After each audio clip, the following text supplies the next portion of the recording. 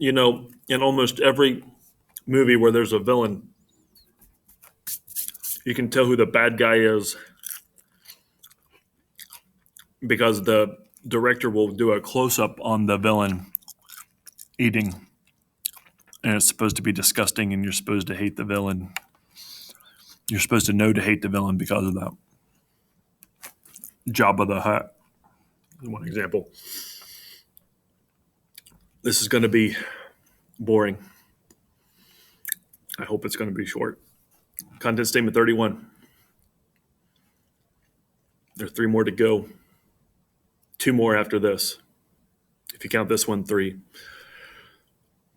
You know all this stuff pretty much. I mean, pretty much. This is your life. So since the early 90s, since about the time I was your age in probably 95, 96. But in any case, content statement 31, improved global communications, international trade, transnational business organizations, overseas competition, and the shift from manufacturing to service industries.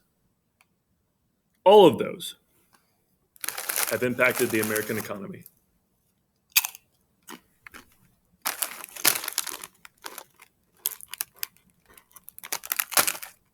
Sun chips, they're healthy.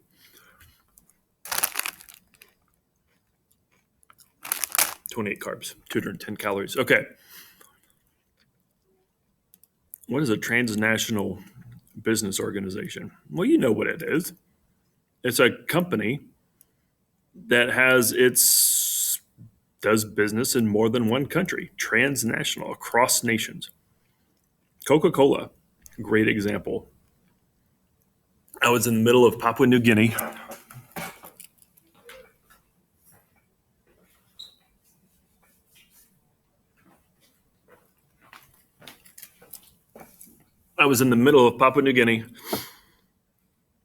It took us 24 hours just to fly here on the other side of the world. And then we were in the middle of nowhere. No electricity out there. No indoor plumbing. It was one of the best experiences of my life. And yet, despite the fact that you couldn't get a shower unless you had a water tank to collect rainwater, you could buy Coke in the middle of nowhere. That's a transnational business organization. The American economy has been impacted by many influences since the early 1990s, basically since Bush Sr., Bill Clinton years. Global technology has increased communication. And I think by increased, they mean not just like more communication around the world, which they do mean that, but also faster and more innovative and at your fingertips. I mean, when I was your age, there were personal cell phones, but they were like this big, and you're like, hello, and like only the richest of the richest yuppies could have them. So, global technology has increased in communication through the use of the personal computer, internet, and social media, the mobile phone. Okay, I don't need to explain that because you know that, right? Just understand that those things didn't used to be as widely available as they are. I mean, gosh, this thing's only 10 years old, right? The iPhone. 12? You get the idea. This one is a little bit more difficult to comprehend, but you'll be fine. It's just not something you might think about on a daily basis. But international trade, transnational business organizations, and overseas competition have challenged American producers and local communities, the effects of which have led to. So the fact that we have a global economy, globalization means around the world we're more connected than we used to be. Things can get shipped in a day. We can get flowers from Belgium here like in an afternoon,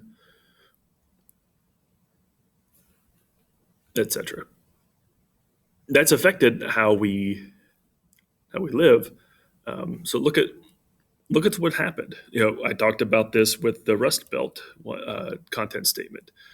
Fewer and fewer manufacturing jobs. Plants are closing. I mean, look around Circleville, right? We are in the Rust Belt. Where's RCA? It's gone. Where's the GE plant? It's gone. Jefferson Smurfit Container Corporation. Your grandparents might have worked there. It's gone. And other factories, right? They're gone. Um, they're overseas now. They're in Mexico. They're in China, Taiwan, you name it. That causes a problem for local communities. It's caused a big problem for Circleville. There's a lot more poverty in Circleville than there used to be. One of the reasons why you get a free lunch is because a lot of factories have left here. A shift in manufacturing industry towards service industry. Okay, manufacturing, the Industrial Revolution took us from farming to factories. Well, this revolution, this information revolution, globalization revolution, has made us go from manufacturing to service. What that means is instead of working in a factory and producing steel or working on this big machine and producing something that's big and heavy, whatever, we now work in a lot of people's jobs are in service. So you provide a service. Now, education is a service. So if you're in teaching, you're in the service industry. If you're a doctor, you're providing a service. But nursing is a service. Lots more jobs in nursing. And those are good, decent paying jobs, right? But unfortunately, a lot of the service industry includes, working at grocery stores, working at fast food restaurants, and Rural King, Sutherland. I mean, they're important, they're needed, but they don't always pay very well. I mean, you're happy if you get $10 an hour or $11 an hour at McDonald's, right? Lower skill means lower paying. Do yourself a favor. Make sure that you get a high skill level of certification, either by going to college or technical school, so that you can get a higher paying job, because this is what's happened. There's growth of lower paying jobs. There's more lower paying jobs out there, but that means you might have to work too if you want to have the lifestyle that you want to live. Working 60, 70, 80 hours a week. No fun. The growth of information technology jobs. IT, information technology, IT. If you've never seen the IT Crowd,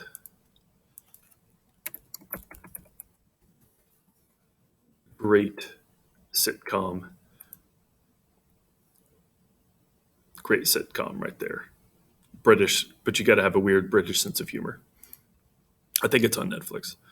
If you want to get a job doing what Mr. Garmin does, repairing computers, selling computers, building network systems, there can be some high paying jobs in that. An increase in U.S. trade deficit. That means that we import more than we export. We pay more money out to foreign countries than we have money coming in from foreign countries. That's a bad situation for our economy because jobs go with it.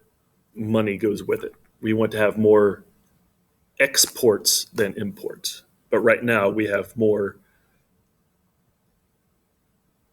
imports than exports.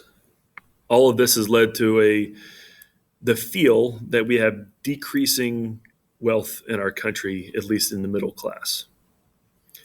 Analyze how the American economy has been impacted by improved global communications, international trade, transnational business organizations, overseas competition, and the shift from manufacturing to service industries. Let me know if you have any questions.